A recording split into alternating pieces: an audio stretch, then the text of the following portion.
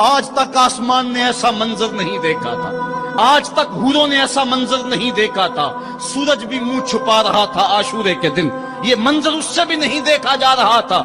ریت کربلا کی کپ کپا رہی تھی دشمنوں کے نرغے میں، مصطفیٰ کا نواسا 3 دن کا پیاسا تیروں اور نیزوں کی برسات کے اندر نے پیشانی سجدے میں رکھ دی، اور آخری کلمات یہ تھے: اللہم رضن بقضائک وصبرن علی بلائک تسلیما لامرک سبحان ربی العالی میں ہوئی۔ جیسے ہی مولا علی اور بی بی فاطمہ زہرا کو اللہ نے امام حسین عطا کیا تو جبریل امین آسمان سے حسین نام لے کے حضور محمد مصطفیٰ صلی اللہ علیہ وآلہ وسلم کی خدمت میں حاضر ہوا اور عرض کرنے لگا: یا رسول اللہ، اللہ نے آپ کو ایک نواسا عطا کیا ہے اور اللہ کی مرضی یہ ہے کہ آپ اس کا نام حسین رکھیں، اور یہ وہی نواسا ہے جو اللہ کے دین کے لیے اپنا سب کچھ کرب و بلا میں قربان کرے گا، اور اس کی قربانی کے بعد ہی رہتی دنیا تک اللہ کا دین باقی رہے گا۔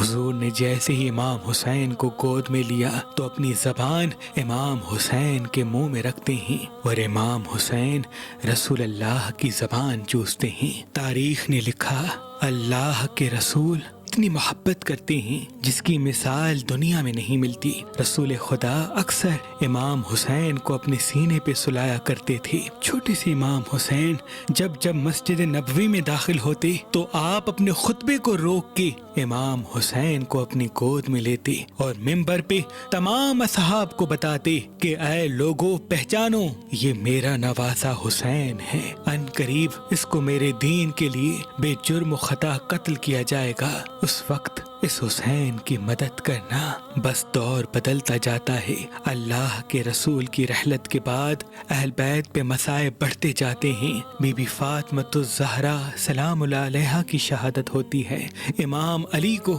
مسجد کوفہ میں شہید کیا جاتا ہے، امام حسن کو بھی زہر دیا جاتا ہے، اور جب سن 60 ہجری کا سورج طلوع ہوتا ہے تو یزید پوری دنیا کے سامنے اللہ کے دین اسلام کا انکار کرتا ہے، وہ قرآن کی توہین کرتا ہے اور یہ کہتا ہے کہ میں محمد بن عبداللہ کے دین کو نہیں مانتا، اور اس وقت وہ دنیا کا سب سے بڑا بادشاہ ہوتا ہے جس کی حکومت 3 بر اعظم پہ پھیلی ہوتی ہے۔ پوری دنیا ظالم بادشاہ کے ظلم کی وجہ سے خاموش رہ جاتی ہے۔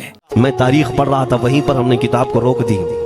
بہت سارے لوگ کربلا کے واقعات میں امام حسین کے خاندان کے بچوں کے شہادت تو بیان کرتے ہیں، ان کے جسم کٹ گئے، ان کے اوپر گھوڑے دوڑائے گئے، لیکن تم یہ نہیں جانتے کہ حسینی شہزادوں نے باطل قوتوں کے کیسے چھکے چھڑائے، ایک ایک جوان نے مقابل میں آنے والوں کو ان کی اوقات کیسے یاد دلائی تھی۔ اب سنو، حر بن یزید 120 کو مار گرا سکتے ہیں، ایک دن پہلے خیمہ حسین میں آنے والا، بات سمجھ میں آ رہی ہے؟ ابھی جو ایک دن پہلے خیمہ حسین میں آ جائے اس کی طاقت کا حال یہ ہے، جو پیدائشی حسینی ہو اس کی طاقت کا حال کیا ہو۔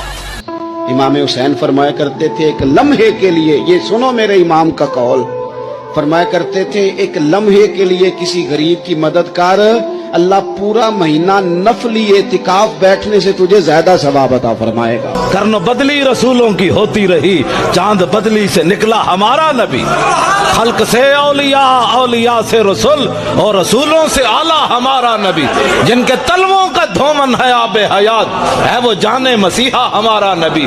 کون دیتا ہے دینے کو منہ چاہیے، دینے والا ہے سچا ہمارا نبی۔ انبیاء سے کروں عرض کیوں مالکو، کیا وہ نبی ہے تمہارا ہمارا نبی؟ امام حسین 10-10.5 سال عمر تھی، بچے تھے، مسجد میں آئے، حضرت عمر خطبہ دے رہے، امام حسین آئے تو جناب عمر کے سامنے کھڑے ہو گئے، کہنے لگے عمر نیچے اترو، میرے نانا کا ممبر ہے۔ حضرت علی کہنے لگے حسین یہ کیا کہہ رہے ہو، بیٹھ جاؤ۔ تو حضرت عمر فاروق فرمانے لگے علی آپ نہ بیچ میں ہیں، یہ میرا اور حسین کا معاملہ ہے، آپ نہیں بیچ میں ہیں، آپ ہٹ جائیں، میرا اور حسین کا مسئلہ۔ کیا کہا بیٹے؟ کہا عمر اترو، میرے نانا کا ممبر ہے۔ اتنا بڑا آدمی جسے کیسر و کسرا ہلا نہ سکے، جو درہ مارے تو زمین کا زلزلہ رک جائے، جو سورج کو حکم دے تو سورج چہرہ بدل جائے، وہ شخص جو دریا کو خط لکھے تو خشک دریا بہنے لگے۔ عمر اترو، میرے نانا کا ممبر ہے۔ فاروق اعظم زمین پہ اتر آئے، ہاتھ باندھ کے کھڑے ہو، کہنے لگے حسین میں اتر گیا ہوں، پتر ممبر تو تیرا ہے یا تیرے نانا کا؟ ختم ہو گئی بات. تو حضرت امام حسین کہنے لگے جا جا کے اپنے نانے کے ممبر پہ بیٹھ. تو فاروق اعظم کی چیخ ہی نکل گئی. اگر میرے نصیب میں حضرت حسین کے نقش قدم پر چلتے ہوئے مظالم سہ کر شہید ہونا لکھا ہے تو شہادت کا جام بخوشی پیوں گا میں. میدان کربلا میں شہادت کے جام کا اسلام کا پرچم ہے نبی کے غلام کا، اور سنی نہ وہابی نہ شیعہ کے امام کا، سکہ چلے گا صرف محمد کے نام کا.